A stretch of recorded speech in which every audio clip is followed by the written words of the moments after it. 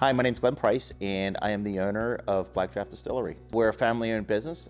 We started here in Martinsburg in 2014. We started off very small, just had one product at the time, and we've grown exponentially since then. I think now we're about 7 years old. We originally started off back in 2014. We remodeled a horse barn that we had. We were originally a horse farm here in Martinsburg, and we had big black draft horses. After that, we had an empty barn, and we didn't know exactly what to do with an empty barn in the backyard of West Virginia, of our house here in West Virginia. And so because of that, we kind of stemmed off very small, very ground roots type of thing, where we knew we wanted to make alcohol, we knew we wanted to make moonshine, but we weren't exactly sure where this was going to go. And lo and behold, it took off very quickly. We ended up leasing a farm in Jefferson County at the time to supply all of our corn and grains for it. And as it grew larger and larger and larger, we ended up knowing that we had to move to a larger location. We had basically outgrown the current barn than where we were at. So about 2020, we started looking to expand as to where the new production area was going to be, where we wanted to make it. And we were lucky enough to find this farm here on the northern end of town, where we knew we'd be able to grow our own corn, we'd be able to grow our own rye right here on site. Another aspect that has kind of kicked on was the amount of fans and the customers that we have.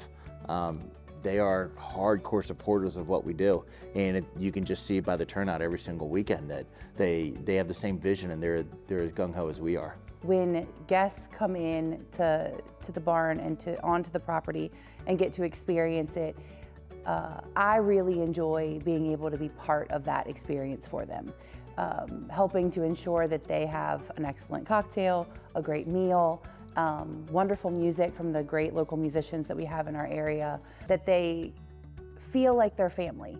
The patio space here in the spring and summer is, we always talk about it being kind of magical.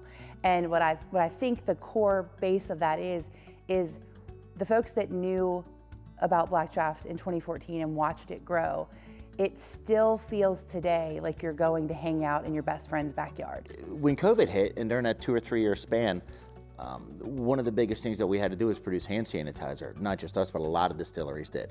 And because of that, one of the first phone calls that I had to make was to the Berkeley County Development Authority and said, hey, we need a bigger space. We have a small barn, but we have this huge need right here, right now, immediately, for larger areas so we can produce hand sanitizer. And we had some large customers that came in and said, hey, we need these now. A lot of larger businesses and government folks also. That was a huge thing because that actually elevated our business to another plateau where now we can focus on moving forward and what's the next step for us personally as our business, because we had to pivot so quickly. That allowed us to kind of move and change and shift and rethink how we do here at the distillery itself and where we are going to be moving in the future. It's better to do business in Berkeley County because, number one, the geographical location. I think that's a huge advantage when dealing with other areas. You know, you've got 3 states within 45 minutes of where we're sitting right here, right now. You know, where we're doing this. You have 4 different states. You have 4 very diverse groups of folks who are moving about within this 45-mile radius of where we're at. There's a huge influence here. One of the great things that I really like about this also is the fact that things are changing. You can tangibly see what's growing, what's doing better, how we're moving forward in this county. We're not stepping back and kind of hiding behind things. We're actually coming out forward and saying, this place is terrific. Take a look at it. You have Procter & Gamble jumping in here.